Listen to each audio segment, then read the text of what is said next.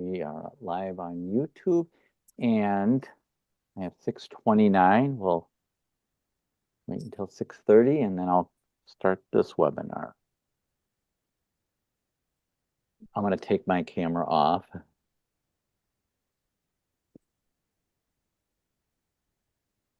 All right.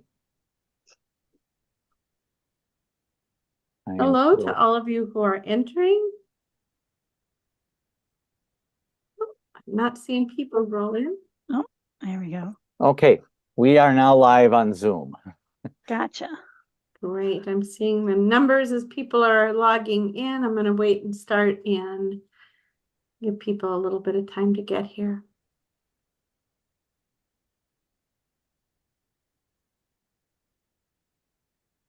And I hope some of you may be sitting on your decks with your computer. Otherwise, thank you for being here this evening on what looks like a beautiful April evening. It's nice that the sun is still out at 6:30. Yeah. Jamie, do you know how many we had registered? I do not. Maybe if I go in the background here, I can find that out. We want to, honor those of you who are here on time, but just wait maybe one more minute. Actually, I think we'll go ahead and get started because we're just going to do some introductory things first. So welcome to tonight's workshop, wrapping up the year. That moment where teachers breathe a sigh of relief and parents go, oh my goodness. My name is Robbie Weil. I'm a parent trainer and advocate here at Pacer Center. I've been here for 5 years with a previous, hence my comment, with 35 years as a teacher before I came here. I'll let my co-presenter introduce herself. Good evening. My name is Colleen Cascudo. I am fairly new to Pacer. I've been here for 1.5 years. I too, like Robbie, was a teacher and a mom, so I looked forward to summer and dreaded it all at the same time. It's a very interesting experience. It is. And behind the scenes is Jamie Smith, our tech guru, and the one who makes us feel confident that we can do this. If you have any kind of technical glitch as we're going, please put that in the chat, and Jamie is here to help you through if you're stuck at some point or something isn't working. We want to be clear that Pacer Center is not a legal services agency. We don't provide legal advice or representation. The content of this presentation and related materials are for informational purposes only. It's not legal advice and should not be used as a substitute for legal advice. Also, please be aware that Pacer Center is Minnesota's Parent Training and Information Center, or PTI. We have served in this role for over 40 years. This means that the things that we talk about tonight are specific to Minnesota law. While the Individuals with Disabilities Education Act, or IDEA, is a federal law, each state may have different statutes and tweaks.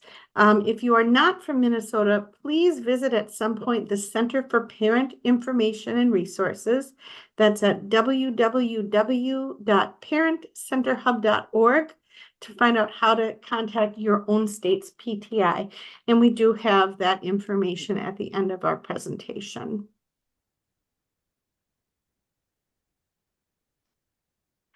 So after the passage of IDEA in 1975, children with all levels of disability were given the right to learn alongside their peers, and guardians had both the right and the responsibility to be equal decision-making members of their child's individualized education program, or IEP team. We opened our doors in 1978 with a staff of 5 people and 1 project, Parents Helping Parents, with the goal of working in partnership to provide guardians the information, tools, and resources needed to build capacity as advocates for their children's educational needs. All 50 states are now required by IDEA to provide free resources, trainings, and support to all guardians of children with disabilities through a state-specific PTI. Over the years, Pacer has grown to a staff of about 75, and we now offer more than 30 programs to parents, professionals, and students.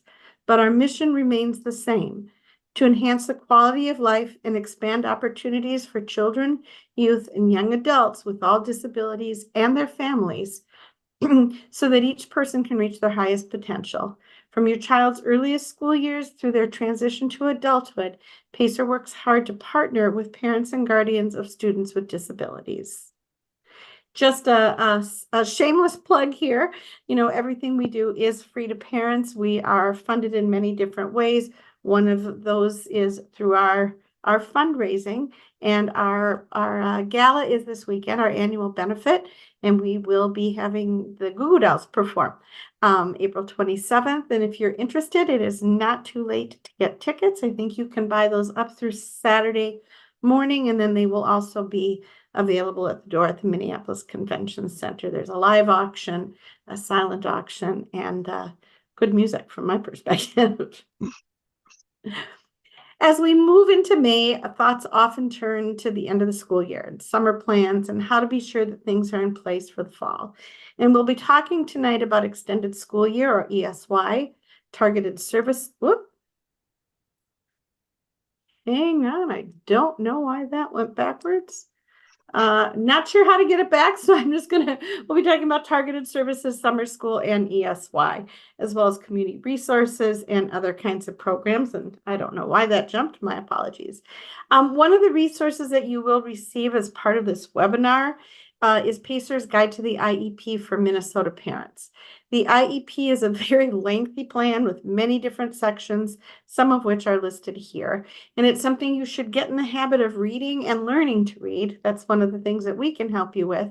So that when you receive it and sign it, you're confident about what you're signing.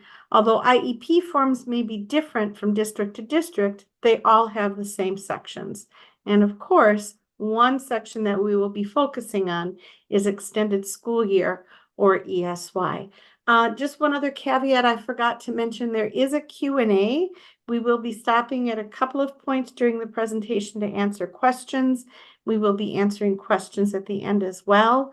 If you have questions that are specific to your child, those are best handled by calling PACER directly and asking to speak with an advocate, and we will also give you that information at the end, but we will be fielding the questions that are in the Q&A. So let's talk a little bit about what happens over the summer in terms of specific learning. Whereas ESY is part of the IEP, there are other ways that children may learn over the summer in connection with the school. The first of these is summer school. Summer school is not a requirement, and although many districts do offer programs, they don't have to. Some classes are for fun and enrichment, and others are to support students who may need an extra dose of support.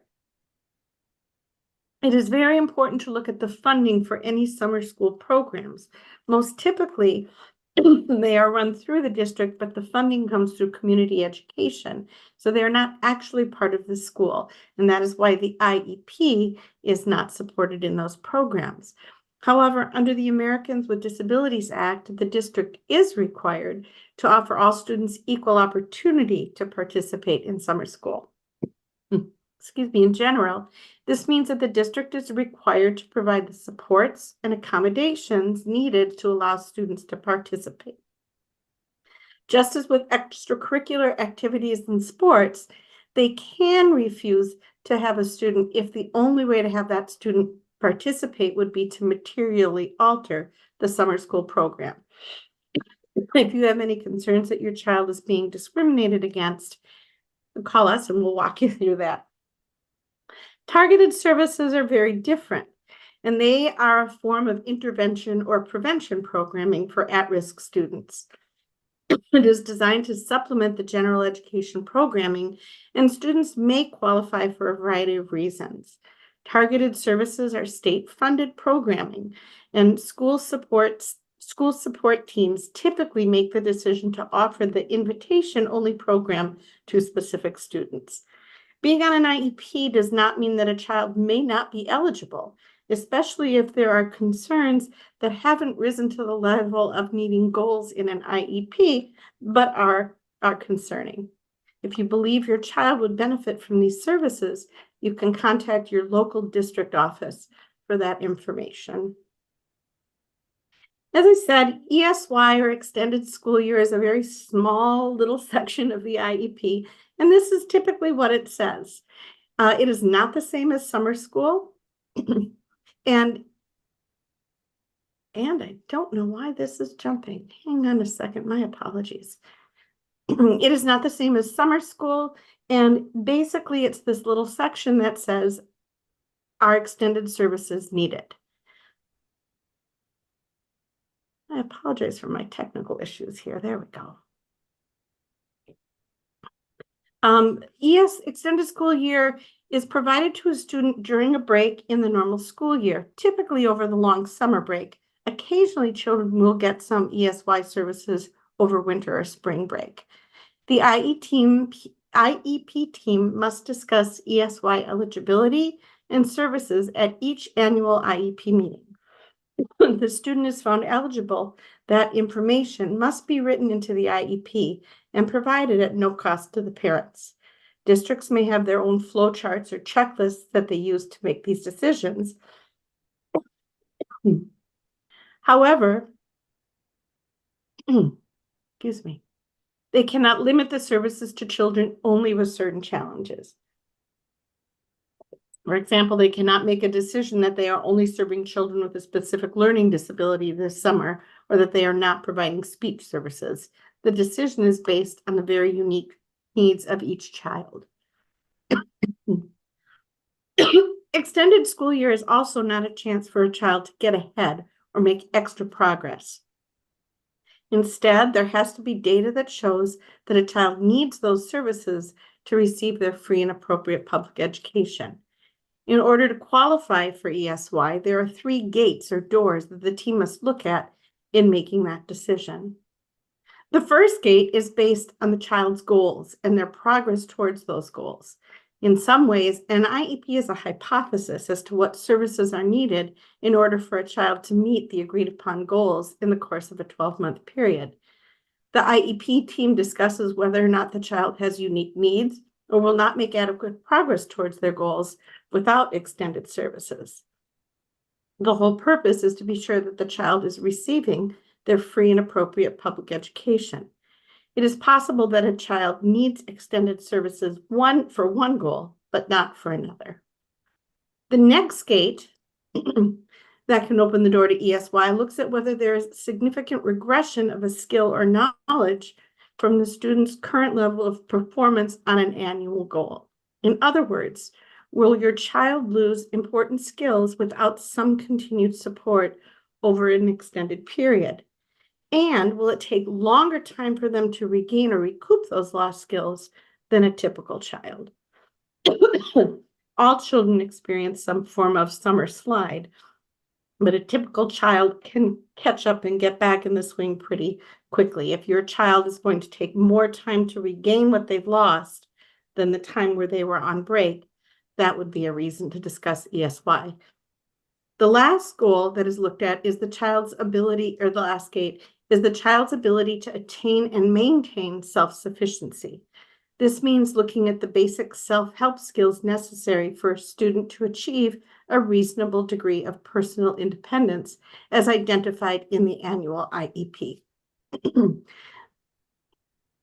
Goals for a student requiring a functional curriculum. Skills may include physical self-care like toileting, feeding, or dressing, impulse control goals, communication, or the development of stable relationships.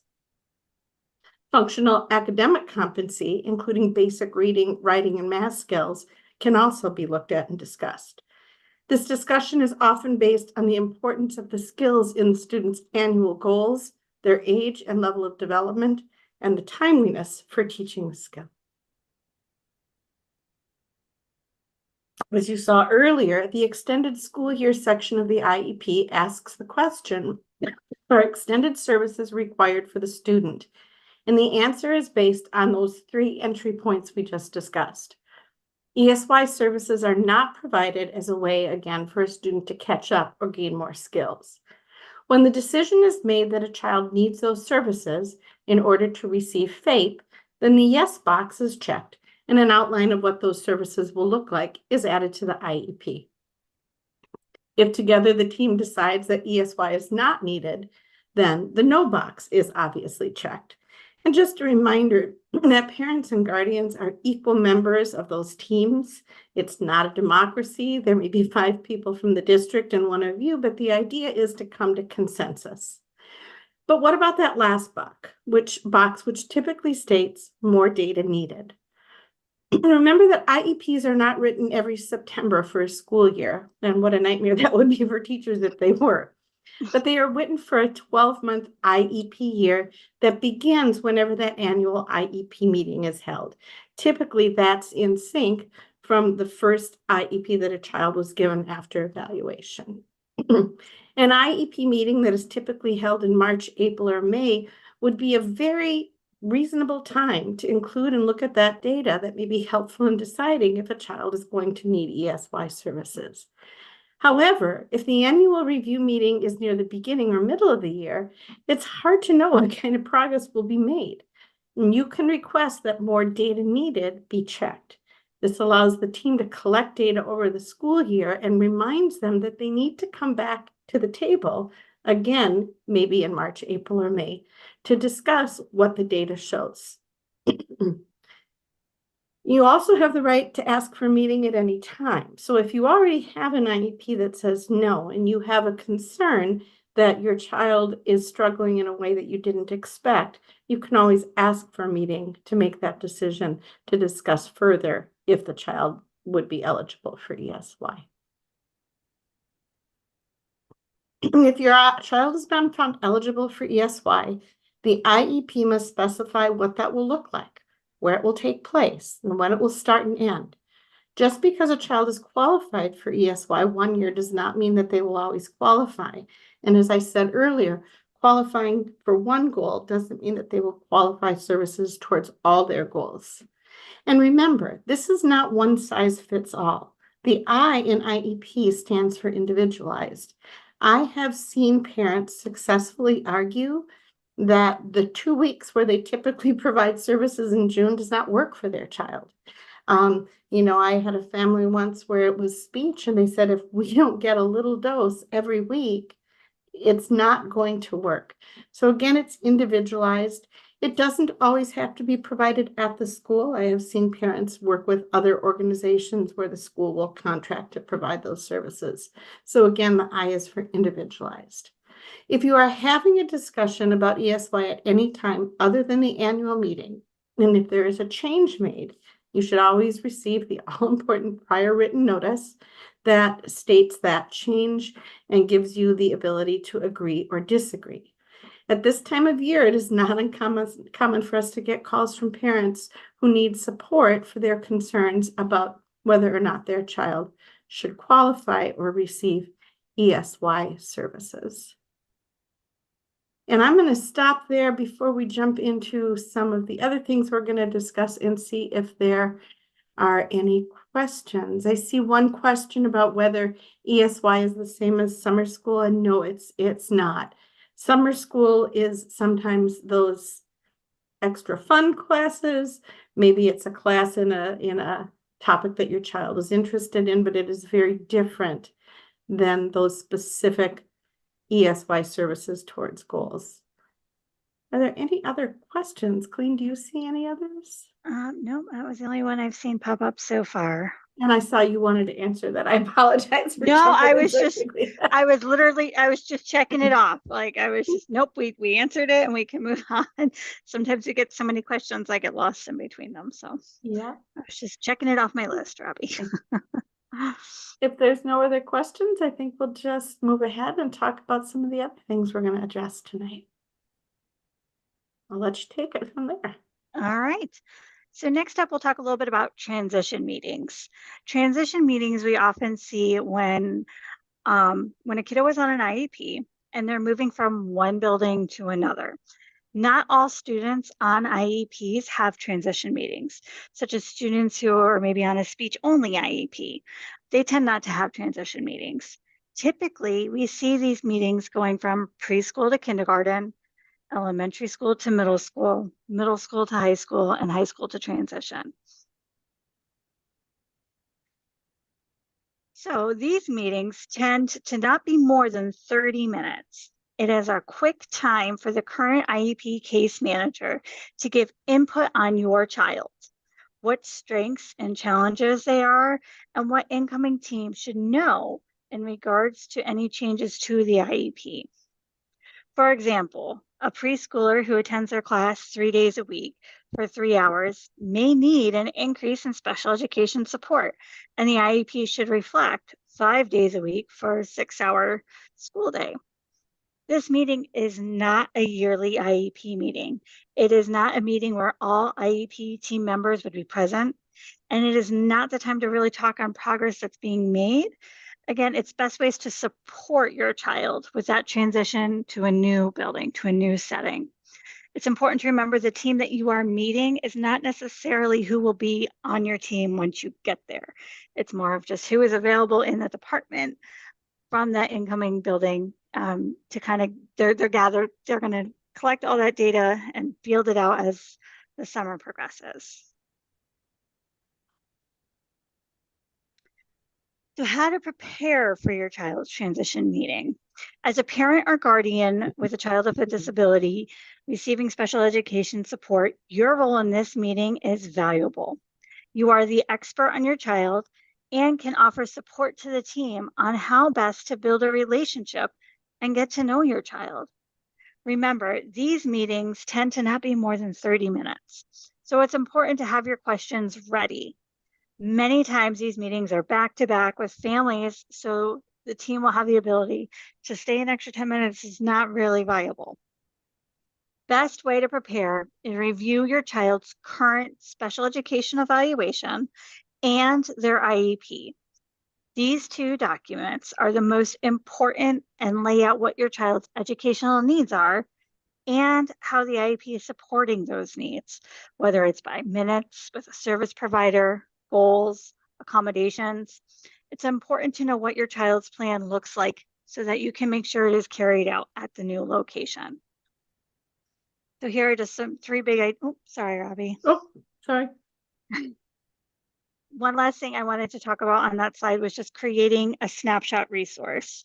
So I put, understanding your current needs. The snapshot resource, I kind of refer to it as a baseball card. Think of it of all those fun facts that tips and tricks that that you could share with your team. Sorry. It's okay. The next step here is a little bit more about creating your snapshot resource. You want to keep it simple. Share things like current interests, likes and dislikes, motivated, discouraged, strengths and challenges. You can use bullet points instead of paragraphs. Avoid medical terminology. Use everyday or school-related language when possible. Prioritize. It should be information that all staff should know, but it's not an IEP. You want to keep it personal. Include a current photo of your child. Information to be very specific to your child, not their disability. Feel free to involve your child. Decide who needs a copy of it and think beyond the classroom. Teachers, specialists, bus drivers, after-school childcare. You can ask for a copy to be placed in the substitute folder and think about what tips and tricks can you share to help an adult at school build a relationship with your child.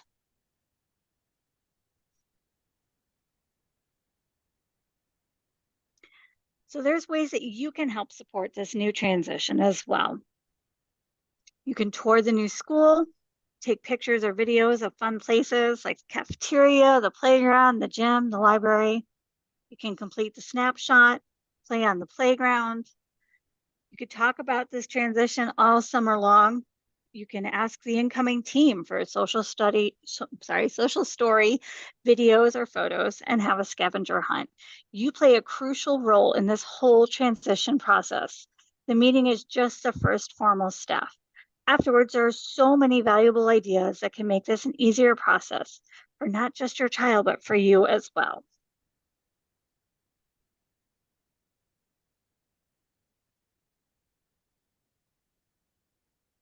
Transitions to middle school and high school can have more and difficult looking challenges. I myself am of a parent who is a middle schooler transitioning, so all of these are on my mind when I created this slide as well. Challenges that go beyond learning a new school, but all the things that go with it, such as learning locks, how to put it on a combination, turning from right to left to right, are skills that we can start working on right now. How will your child stay organized? In middle and high school, are they required to have color coordinated folders and notebooks like they did in elementary school?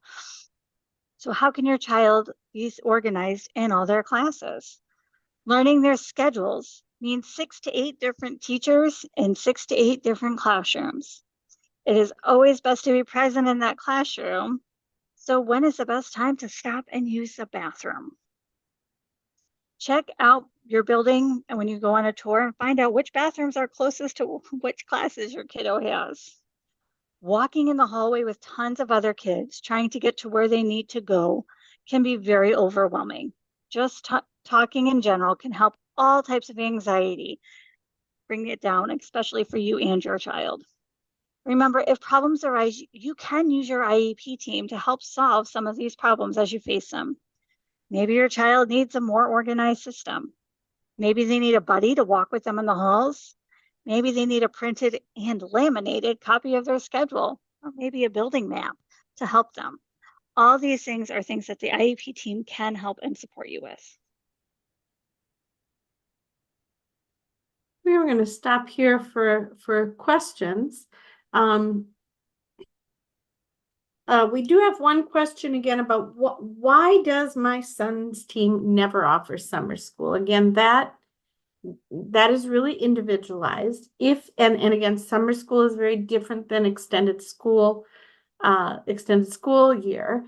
And if you believe that your child is not making the progress they should, if you believe that, over winter break, it takes more than 2 weeks for them to catch up to where they were, you always have the right to ask your team, why have we never discussed this? Do you think there's a need? What does the school's policy regarding how children qualify? When you have a question and ask why are they not doing that, my response is always, have you asked them why? They're the ones who know. They might have a valid answer that makes sense to you, and they may not, and that opens up a different discussion. Any other questions at this time? We've got a few more slides to go through about community resources and other options.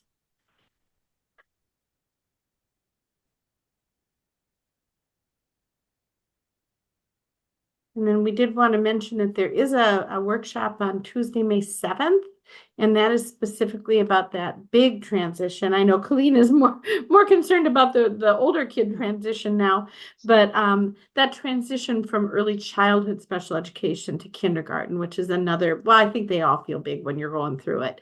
But we do have a workshop specifically about that, again, on Tuesday, March 7th. And parents of young children with disabilities receive the information they need to plan for this transition. And again, additional strategies to help children be successful. All right, if there's no other questions, we'll keep going on. So looking at what other resources are out there, again, someone mentioned, why aren't we doing summer school? Well, there's other things out there besides summer school and besides ESY. So we kind of took a moment to look at what community resources are available to you. Next slide. Yes, please. Sorry. Okay, so here we are. And I'll start off with your community education department. How to find them is on your district website. And often they have classes that are year round and for all ages, so that birth through adulthood. Another option is your local park and recreation. You can find them through your city or town website. What I like about that is that non-resident opportunities. So while you might be in a small town, but the next town over might have some more resources or a better class that fits your child's need or has that camp offered on a different week. All park and recreation have non-resident opportunities as well. And again, they have all ages activities for birth to adult, and they're available year round. Lastly, on our PACER website, is inclusive recreation, adaptive sports, and summer camps. It is a comprehensive list of these things that are available throughout Minnesota. So some of it might be Twin Cities, some of it may be Rochester.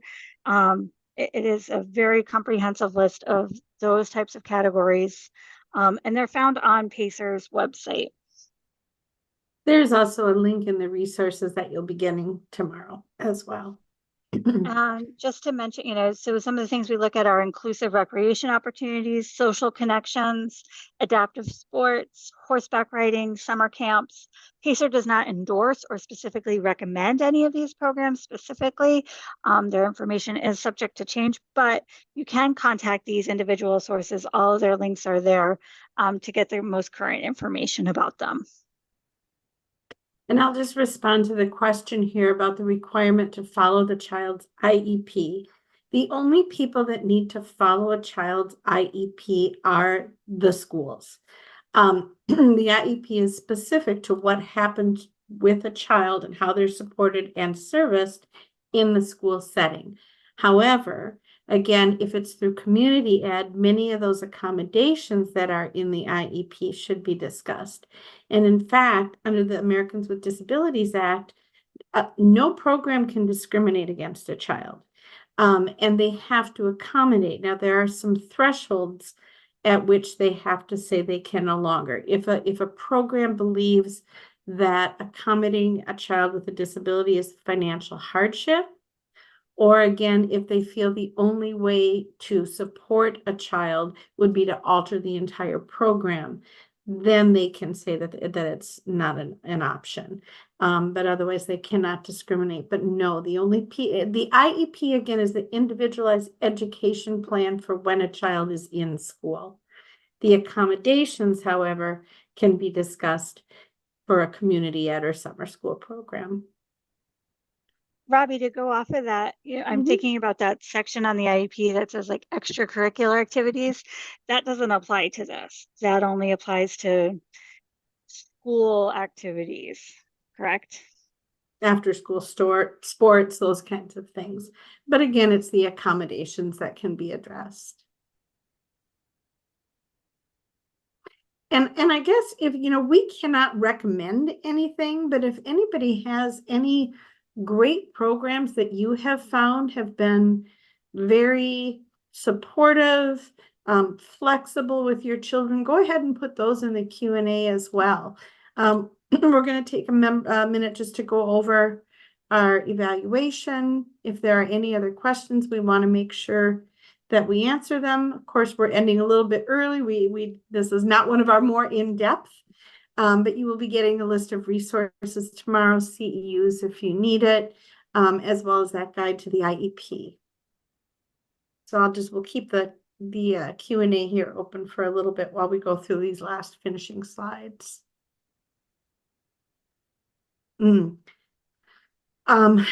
Required to make accommodations, can they kick a child out of a program for their behavior? If they have not tried anything else, I think the answer to that would be no. If a child is struggling in a program, you need to ask, what is your dismissal policy? What has been tried? Oh, here are the accommodations. And then if they have a dismissal policy, they need to be following it. When we talk about the responsibility of child care programs, and that may be similar to some of these community ed or other community programs, it's if the only way they can accommodate a child is going to alter the program itself, if it's a financial hardship, or if they believe a child is a danger to themselves or others. That's the kind of thing that you want to talk with before camp starts. What is your dismissal policy? Here's what my child struggles with. How are you going to support them? Let's make a plan together. And then they have to follow that plan. So if they say this is the process that they will go through, and on day 3 they say nope, just take him home, then you say, well, we have a plan. We need to follow that plan. There's another one.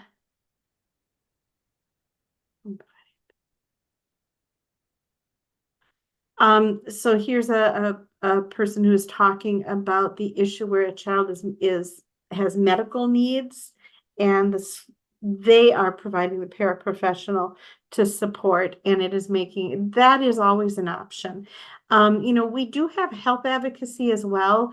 So if you have concerns about waivers or PCAs or getting supports in other ways, we do have advocates that can help you with that. And we have seen people use that resource to support a child at a camp, because of course, while they can't discriminate, that doesn't necessarily mean that everybody is trained. Everybody in the school program needs to be trained in supporting your child with a disability. Not everybody at every camp needs to. And that's why looking for camps where people have shared, they have, found them really wonderful at making supports, that makes sense. But PCAs can sometimes be used. Another shout out here for Camp Confidence. Families can stay for $25 a night. Activities with staff such as beach, zipline, nature center. That sounds awesome. Cabins with full kitchens and bath. So again, feel free to keep adding those. I think we'll advance to the next slide and then keep checking if there's anything to add before we sign off a little bit early here. Lynn, you want to do this one? Yep. So before we finish, we would just wanted to talk to you about two things. First, we appreciate you being here tonight. We love helping guardians navigate this complex system when they're expected to be an equal member of our team, but no idea how to get there. Second, everything we do is free to parents and guardians of children with disabilities. A large part of that funding is through grants. In order to continue receiving grants money, we need to report to our grantors that we are fulfilling our obligations. So we need your help.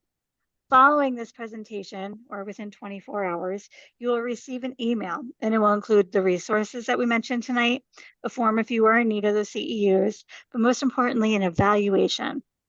Not only do these evaluations help us continue to be funded, but we also take your feedback very seriously.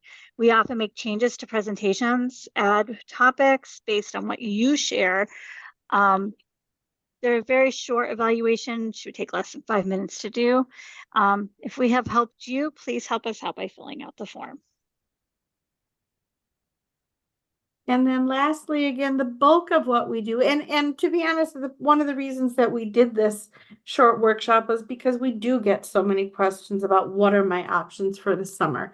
So again, thank you for being here and giving us the opportunity to give you some ideas and thoughts.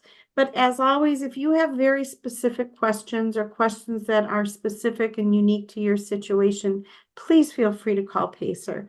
We talk with parents all the time who say, well, it wasn't a big enough problem to call Pacer. And what we say is, don't wait until there's a problem. For myself, I did not ever call Pacer. I had 2 of my now adult children who were on IEPs. I was a teacher, but I never knew to call Pacer. And I really think their trajectories may have been different.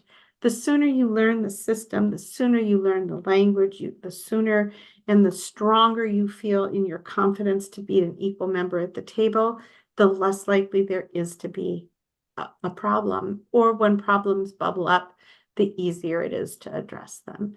So feel free to call us, leave a message. We suggest that you leave information about the age of your child, their specific disability or category of qualification, and a couple of sentences about what your concern is at the moment. Also, if you have a prior written notice and our response to you is time sensitive, please make sure that you let us know. If there's nothing else, last chance to put anything in the Q&A if you have any additional questions. Otherwise, we're just going to thank you again for your time tonight. Wish you a wonderful summer, whatever that looks like. And feel free to use our resources as needed.